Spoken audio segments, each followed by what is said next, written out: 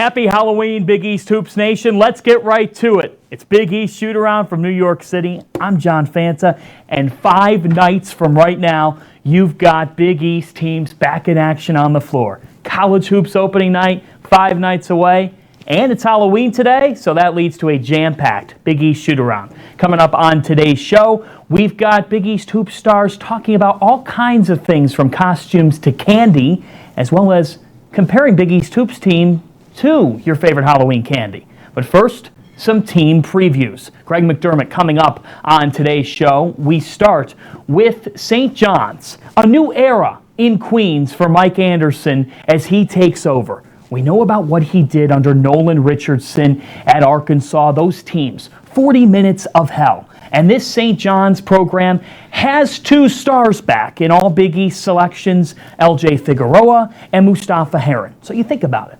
They've got 29 points per game back, along with 10 rebounds per game. You've got a duo there. But the biggest question with the Johnnies is this. What are they going to get beyond those 2? Rasheem Dunn's NCAA eligibility waiver getting denied. That's led to a lot of storylines. And for this Johnnies team, the supporting cast has some questions to answer. Some sophomores figured to answer some of them, but this is Figueroa and Heron's team. We were in Queens last week to take a deeper dive into the Red Storm.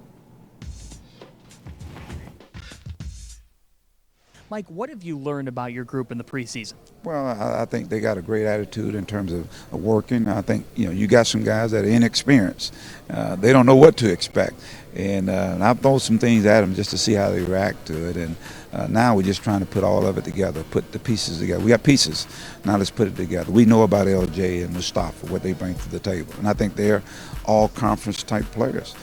Who's that next group of guys that are going to step up for us? One of the players who will be taking on an increased role for St. John's this year is sophomore guard Greg Williams. Greg, I know that you've been sidelined lately with a back injury, and Coach hopes to have you back in practice this week. What is the difference, though, in your role this season? I feel like I definitely have to take a more leadership role and just be prepared for different things that I wasn't able to do last year or wasn't called to do last year. So I just have to earn that trust with Coach Anderson and just continue to build upon my role and just things like that. What kind of an opportunity did you see, though, in your early discussions with Mike Anderson that you would have this season? Well, I felt that it was a big opportunity just because of his playing style, and he actually recruited me in high school, so I was aware of his playing style, and I really enjoyed talking with him and just knowing that I could fit in his playing style, so I felt I made the right decision. Mustafa, what have you learned about Mike Anderson playing under him thus far? He's a competitor, just like me. That's pretty much it. I mean, that's the biggest thing I think is he's a competitor. He's a teacher. How much do you relish the opportunity that this is your team? It means a lot to me. I mean, being oldest Turner, it means a lot to me. It's just something that it's been a dream. This is something that your senior year of college, you think from when you were little, like you want to be the guy on the team, and it's just something that I feel like I put the work in, and now it's you just got to go out and play. 40 minutes of hell. That's what you will try to give teams throughout the season. How much do you believe that the high-pressure style that your team's going to play with fits Madison Square Garden? Well, I think it fits I think it fits New York. It's going to be a blue-collar mentality, just getting after you, make the pace game, make it fast, make people make decisions. And I want to be a team. People always talk about, I want to be a team that plays multiple defenses. You got to figure out what we're in. It ain't just we're going to pressure. I mean, I want to be a multiple defensive team, and offensively I want to attack on the other end. But I think it's a fun way to play. I think kids enjoy it, and it's a lot of action, a lot of playmaking. They get a little freedom, but at the same time, I call it chaos. But it's chaos, controlled chaos. LJ, Mike Anderson, your head coach, was just talking about the conditioning and his new style, which is known as 40 minutes of hell, that high-pressure style.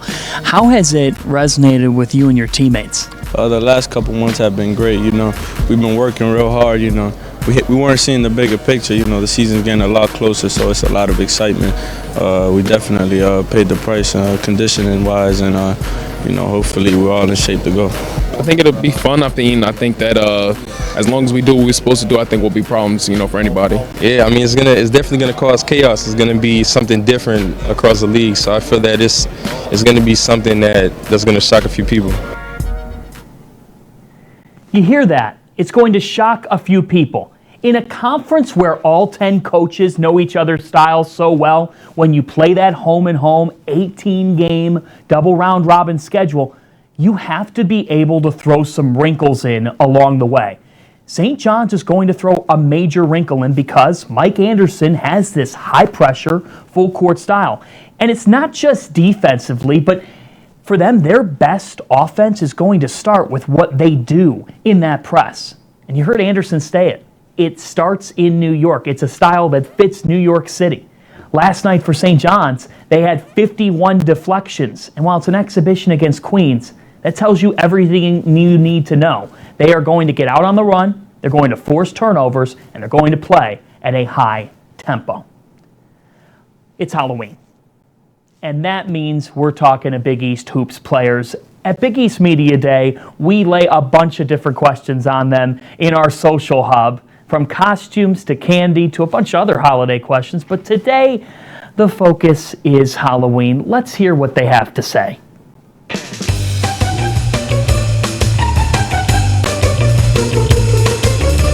Do you have a favorite Halloween costume that you were growing up? I was always a basketball player. I kept it simple. I think I was Hannah Montana one year. I got like the wig and everything, and that was like the best thing that's ever happened to me since like life. So that was my favorite. I've been obsessed with Scooby-Doo since I was a little kid, and one year I actually dressed up as Daphne, and that was probably like my favorite when I was younger. So I'd say Daphne. I was Scooby-Doo when I was a little baby. The headset and everything. And my mom, she gave me, cause I was huge on the Scooby-Doo. That was my favorite cartoon. So my mom ended up getting me a Scooby-Doo costume, and that was probably like my best one. I loved it. I don't remember exactly what I was, but it was some type of monster and I had my face painted. And I only remember it because I was in line and this little kid turned around and started screaming and took off running, and I was like, oh my God. Probably Batman. Remember, I was probably about 8 or 9, and I forgot my mask in my cubby at school. My mom had to do all the makeup for it and everything, but it looked good, so I was thankful for it. It was cool. I used to be in love with Spider-Man. I just used to go around just thinking I'm webbing everybody. Just, I guess, Spider-Man. So multiple years were you Spider-Man? Yeah. Well, my mom always made my costumes, and she was very creative. She made me into a wedge of cheese one time. She made me into a pig one time. Just a bunch of. I was a Pepsi can one time. Favorite Halloween costume would probably be Spider-Man. Spider-Man. Spider-Man's a fan favorite. I'm a big Spider-Man guy. I just like doing that, So yeah, definitely Spider-Man. I think mine would be Hannah Montana in the fifth grade. I was Hannah Montana. I had the little dress, the wig. She was my favorite at the time, but that was probably my most memorable one. Last year I was Black Panther, so that was Wakanda Forever. My mom was the cat from The Cat in the Hat, and then me and my sister were the Thing 1 and Thing 2. I was Elvis Presley one year when I was like a 3rd or 4th grader, and I didn't even know who Elvis Presley was hardly, but I just walked up to people, and every time they gave me some candy, I just tell them thank you very much. That's a good one. Woo.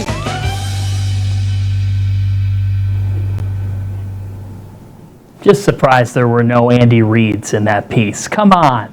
But I did like Tyshawn Alexander as Scooby-Doo.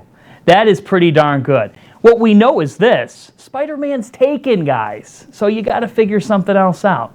I'll tell you, the Joker could be a popular one this year with what has happened recently in the theaters. That's been a popular film. But let's turn to these Creighton Blue Jays now, why don't we? As Tyshawn Alexander, you just heard he was Scooby-Doo for Halloween. Well, he's the leader for this Creighton team. And think about this with the Blue Jays. There are 7 teams in all of college basketball who have put up 20 or more wins in at least 19 of the last 21 seasons. Think about that. Over the last 2 decades. And these are the 7 teams. Gonzaga, Duke, Kansas, Kentucky, Florida, Syracuse, all big-name brands. And then, the 7th, the Creighton Blue Jays. How do they get back to that 20-win mark this season? Well, Tyshawn Alexander and Mitch Ballack lead the way. We took a big look at this Creighton team with the head coach, Greg McDermott. Your kids have talked about last year coming up just short of the NCAA tournament, heading to the NIT. How much do you think that taste in their mouths is motivating them for this campaign? I don't think there's any question, John, that the fact that we came up short last season, probably by just a game or two, and when you consider how some of the games ended, we let some games get away in the closing seconds and in the last possessions. And I think what it's taught this group is that every possession matters, and we have to take that to the practice floor every day. And as we get closer to game time, making sure that we're really working out some of the small problems we had a year ago. You have the scoring in a dynamic junior duo of Tyshawn Alexander and Mitch Ballack. In those late game situations, though, at the point guard position, Marcus Zagorowski, as a freshman, showed some flashes. How much do you expect those flashes to turn into consistency? Well, Marcus played relatively consistent as a freshman, and really incredibly consistent when you consider some of the injuries he had with the broken hand in the middle of conference season that really set him back. But he's been terrific for us. I think his leadership has improved. And he's healthy for the first time. He had off-season hip surgery, and he was dealing with that all of last year, and I think his body feels better than it ever has. Now it's just a matter of you sit out 6 months with no training. It's getting that timing back and everything that goes with it, and that's why these early season games are so important for a guy like him. But without a doubt, he's going to be a huge part of what we do this season. And for Tyshawn Alexander and Mitch Ballack, both hit 95-plus three-pointers last year for you, 2 perimeter threats. How do you see them feed off each other? Well, they're both unselfish, and that's where it starts. It's comforting to know that if I give up a good shot and get my teammate a great shot, that the next time down the floor, he's going to do the same for me. And, those two came in together. They're very close. I think they have a great understanding of how each other play. But they're more than willing passers, and that's what we have to be about. We have to be an unselfish basketball team, and I think the new guys in our program that'll be part of the rotation in the early going understand that. But those 3 guards with Mitch and Marcus and Tyshawn obviously are very, very important to us, especially until we can get Davion Mintz back on the floor. As you enter year 10 at Creighton, a decade in Omaha, what do you still want to achieve here as a leader of this program? Well, our goal is always to be in the NCAA tournament. I think we have the resources and the facilities that should be a norm here. What we haven't done is, got past that first weekend. So obviously we weren't in the NCAA tournament last year. That left a bad taste in our mouth. I think first and foremost, we have to get back there. We may have to do it with a very thin roster, at least for a couple months here till we get some guys back. So it's really going to take all hands on deck to get that done because we're playing a very challenging non-conference schedule. But we want to get to the second weekend of the NCAA tournament. That's been a goal of ours, and if you get to that point, then anything can happen, and we're hopeful that we can put ourselves in a position to do that. A trip to Michigan in the Gavitt games. You've got Oklahoma as well, and then heading to Las Vegas as part of the Thanksgiving week event. When you're thin, like you speak of, who's an unsung hero that could emerge? Well, with Davion Mintz out for the foreseeable future, I think, a guy like Sharif Mitchell, the freshman, is going to have to play some significant minutes for us, where had the entire roster been healthy, maybe he's a 10 to 12, 15-minute guy off the bench, and now he becomes someone that may have to start, but certainly is going to play starters minutes if he doesn't start. So, he's going to be very important. I think Damian Jefferson, as he comes back off an injury, he was not himself after the injury last year. We need to get him back to how he was playing in the non-conference portion of our schedule. He was very effective on both ends of the floor, and we're going to need that for him again this season. Let's look at the Big East, and you're picked 7th in this league. Year in and year out, wherever you've been picked, it's been a commonality for Creighton to overachieve. Heading into this season, Coach, the league looks like a monster. How do you approach it? One game at a time. I had a hard time trying to figure out how to pick the league when we did the preseason poll, and I think media and coaches alike probably struggle with the same thing. You have a situation where there were a lot of us jammed together last year in the standings, and most of us return a big part of our roster, at least the cores of our roster. So it's difficult to project how the new guys fit into that. How much improvement did some of your returners make? But without question, it's going to be a very competitive league. We understand that night in and night out. Our focus right now is let's do as good a job as we can in this non-conference schedule, and we've put together a schedule that can be beneficial to us in March if we take care of business, and that time is now. Jays will open up their season Tuesday night against Kennesaw State in Omaha. One of 7 games involving Big East teams on opening night. The other 3 will then be in action on Wednesday. And we'll be live with you on Shootaround Tuesday leading up to those opening night showdowns as the popcorn, I can already hear it popping in your respective living rooms. Here's a thought on Creighton. Last year, they were on the bubble, on the cusp. One moment, one win away from potentially getting inside that bubble and inside the field of 68. But they lost 4 straight in February by 7 points or less. And in this league, the margin for error is so thin. But when you go through those types of losses, you come out better as a result in a lot of ways in this conference. And that's why the junior guard duo of Tyshawn Alexander and Mitch Ballack has to lead this team. They need sophomore point guard Marcus Zagorowski now more than ever, because you've got a senior guard in Davion Mintz who has a cast on. They're still monitoring his ankle. You've got a sophomore center in Jacob Epperson who's out for almost the entire season, if not the entire year. This team is typically guard-oriented, but now with how thinner they are in the post, it means that it's just going to get magnified for them to produce in the backcourt. And one more Creighton thought. Everybody always talks about Creighton's got to defend at a higher level. For me, I think that their offense is their best form of defense. It's can they get to 80 points? Can they get to 75 points maybe? They averaged 78 last year. So can you get to that point? Because it's tough sometimes for teams to catch you when you play at that tempo. It's time for a new segment on the show called Fanta Favorites. And this was my favorite thing that I've seen from the past week. DePaul Junior guard Pantelis Zidius is a legend for what he does on the bench for the Blue Demons. Pantelis is so much fun to watch. He's always rooting on his team. He's gone viral all over Twitter, Instagram, you name it. I mean, just take a look. Electric Factory, baby. This is the content we need. And this is the energy we need.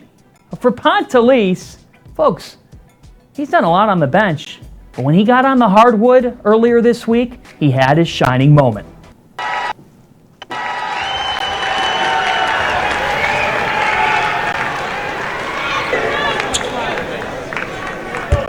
Take it in.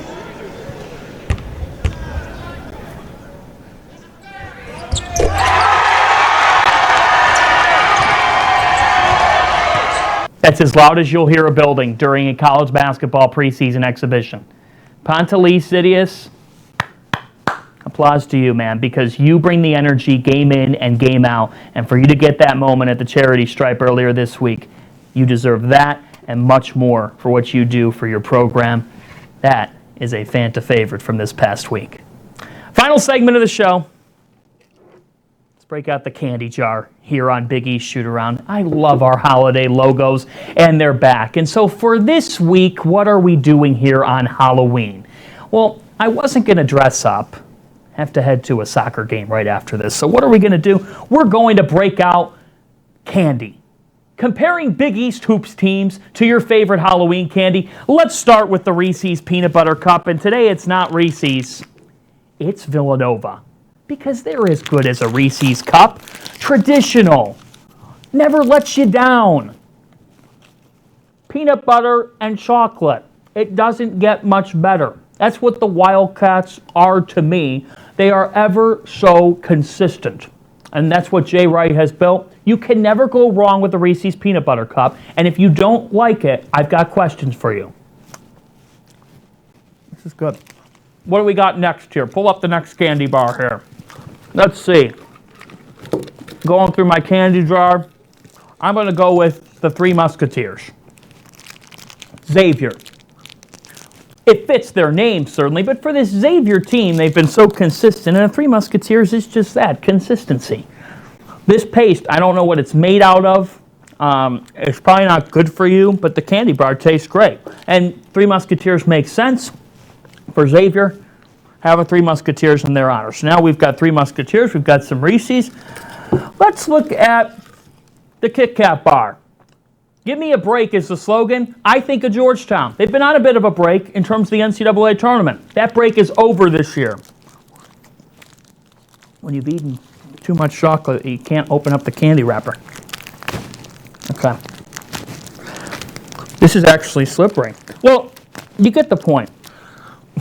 Kit Kat bar, Georgetown. Give me a break. I seriously can't open it up. All right, let's move on. Snickers. Snickers. With Snickers, you're not you when you're hungry. And I thought Providence wasn't themselves last year all the time. But they're going to be back to normal this year. This is an epic fail right now because my hands got chocolate all over them and now I can't open up anything. For Snickers, I think of Providence because they're going to get back to themselves this year. And they're a physical, gutsy team. And what's the key to a Snickers bar? It's that it's got everything going on. Just look at it. You've got peanuts, caramel, milk chocolate, everything you could ask for and more. That's what a Snickers bar is. That's what you get at Providence College. You're not you when you're hungry. And finally, the Starburst goes to a team that's ready to burst on the national scene. That's the Seton Hall Pirates. So that's why I went with the Starburst for the Pirates. This is much easier to unwrap. Significantly easier. I want to give credit to the company that makes this. I don't know where they're made, but who makes this container because it's perfect. Seton Hall is the Starburst. They're ready to burst. And so it made perfect sense for us to pick out the Starburst here today. And really, in one candy bar that costs like $1.60, where else can you get like 15 pieces? I mean, just look at, they're all over the place. You could indulge in these for 2 hours. So Starburst, Seton Hall, Snickers, Providence, Kit Kat, Georgetown, Three Musketeers, Xavier, and the Reese's Peanut Butter Cup to Villanova. And thank God it's open. That does it for us. Enjoy your Halloween night. A message to all the parents out there. Please, do not give out things that kids could find in their pantry tonight. So, in other words, I hated when I used to go up to the door and you have pretzels for me or veggie sticks. Come on. We want candy. Mom, bring out the Reese's tonight. I know they're back there. I know you're saving them for me for Christmas. Break out the Reese's. Let the kids in Cleveland have some fun. Big East Shootaround is live on Tuesday. We'll be with you throughout the day on at Big East MBB and throughout opening night. We've got Patrick Ewing. We've got Villanova. We've got Seton Hall. We'll throw in Matt Norlander, the national expert, and I'll be here because college basketball is 5 days away. I've got some candy unwrapping to do before then. Have a good weekend. We'll talk to you next week.